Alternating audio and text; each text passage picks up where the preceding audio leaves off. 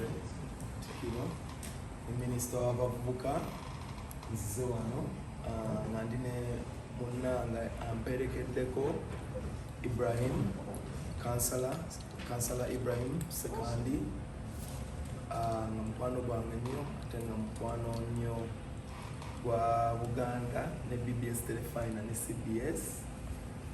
Mperekeddwako bannange abalala olwa kutajja kujjula mu office basigaddeko wabweru twabasabye mulimu DJ wange n'abayimbi abato abamu bali mu nkambi yange ya Team Good Music nga bakama bange ekituleese wano olwaleero kwe kukusinkana n'okusinkana minisita w'abavubuka okubeera nga tubaaniriza mu mukolo gwange ogusembedde olwaleero nga tubala nti tusigaza ennaku 8 ogwa Love Fest ng'era nsaba mbaanirize n'enteekateeka yange mbaanirize mujje mundabeko nga ntumbula ekitone kyange nga mbayimbira ennyimba ezimu ku ezo ezibanyumira ennyo nga nsaba mumpe omukisa mujje mbero ate era mumpe mungatireko ku ddoboozi funga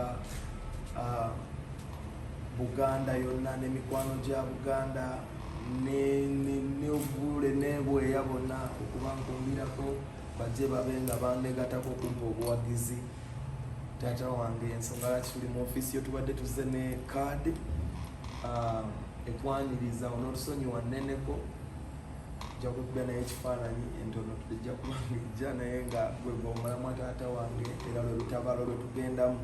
Olutabaalo luno lwatumirwa Love Fest nga concert yange esinga obunene mu career yange eri Maiden ng'era mwengenda okwoleseza ebitone ebyenjawulo ebyabannange n'ebyange mu mukwano.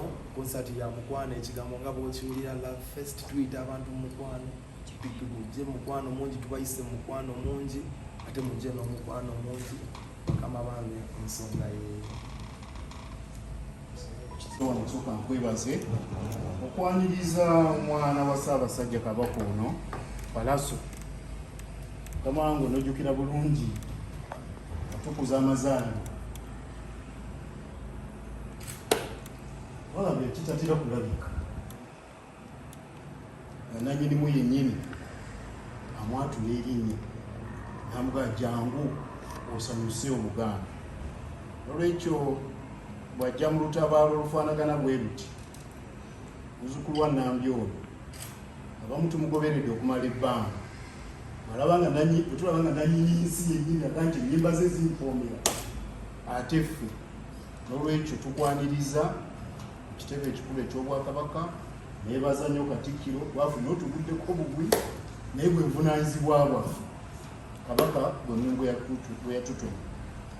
Tujja kukunga kati nze nga line minister avunaanyizibwa ku bavubuka emizannyo n'okwewummuza nga kino mukama wange ekigwa mu kkubo lya kwewummuza ate era n'abavubuka. N'olwekyo mba muntu omutuufu mu budde obutuufu ku nsonga entuufu era ku muntu omutuufu okwegattako okukunga Obuganda bonna ne Bannayuganda bonna.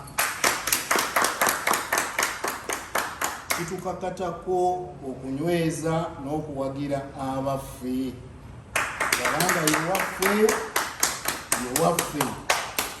olugendo lwo lubadde lutegeerekeka nga lulinnye mpola mpola paka lutuuse maaso ga mukama waffe Ssaabasajja Kabaka okwatula erinnya nakwitonda ebulungi.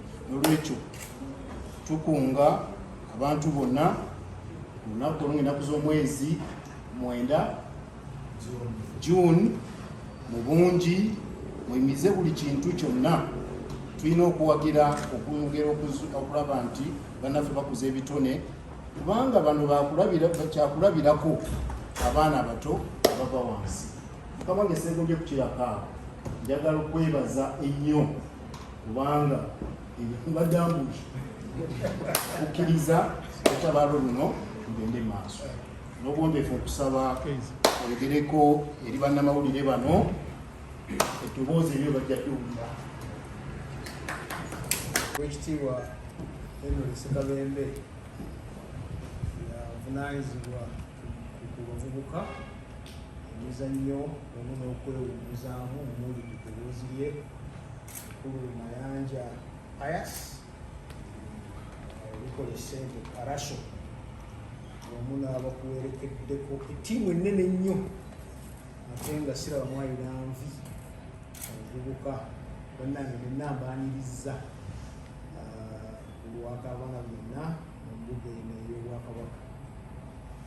Kituufu muzze nga tubadde tubasuubira naye embuga ya Ssaabasajja Kabaka n'ofiisi ya Katikiiro eyaniriza buli muntu ate naddala abazze n'ekigendererwa kyammwe nga kyekuusa okutumbula ekitone n'okuyita mu kitone ekyo okuba ekyokulabirako eri abavubuka abalala.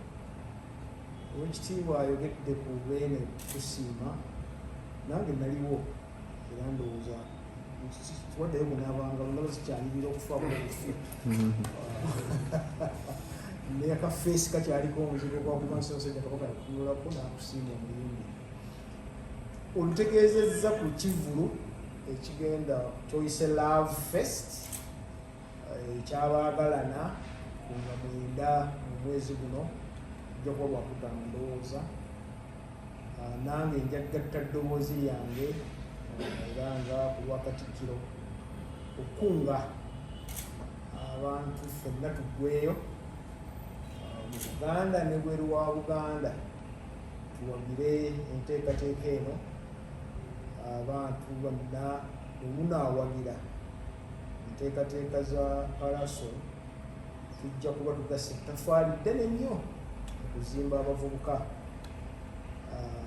Kituufu omuntu osobola okuyita mu kitone kyo ky'olina n'obaako ky'obeera mu nsi muno, ate naddala ng'oyimba ennyimba ez'amakulu kisobokera ddala. Ennyimba ez'amakulu kitegeeza ennyimba ezitavugwa ku ki ku mulembe nga buli lwoteekako bwonyiga eppeesa kagiba emyaka nga giyiseewo nga nnyimba ziyigiriza, ekyo kiba kirungi kubanga ziba zitumbula empisa zaffe obuwangwa bwaffe n'ennono zaffe. N'olwekyo tukwebaza okuba nti ekyo kisaawe kirimu ate nga owadde ekyokulabirako eri abalala bonna. Tukusaba okugendera awo ate oleme kubeera tutera okuwulira mu bayimbi ng'okozesa ekitone kyo kyakutumbula nakuba ekyokulabirako eri abalala. Erinnya okulizimba kyangu nnyo nnyo nnyo, wamanya si kyangu okuva lwe bakuzaala otandika kuzimba linnya lyo era kati oli ku lugendo oluzimba erinnya lyo n'otuuka gy'otuuse, naye okwekuumira waggulu eyo kitera okuba ekizibuzibu. Olwekyo kati ekyo tukusaba okikwate bulungi nnyo, akantu kaba katono nnyo bwe kati akayinza okujja waggulu eyo. Olwekyo tambula nga bwobadde otambudde, tulijja kuba mabegawo tuzze wano. Obwakabaka twaniriza abayimbi bonna era tubalabyeko bazze wano enfumba eziwera ne batusanyusa omutanda ne bajja okwenyigira mu puroguramu zaffe. Tukibasaba mutwenyigiremu nnyo okutambulanga ne minisito yaffe y'abavubuka. Bwetunatambulira awamu Buganda ejja kugenda mu maaso era neeyama tugenda kukumba era tukunze abantu bajje naffe tujja kubaayo emmeeza yaffe gyetubadde ejja kubaako abatukiikiridde era nga si nkalu n'ebigambo ebyo kati ndowooza kunkwasa ekaadi etuyita ejja tunaddawo abannamawulire netwagalawa walubayo tukamange tukkiriza dde wakati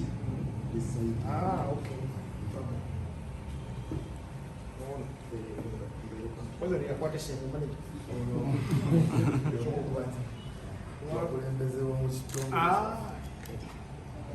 kansala Ibrahim Sebuko.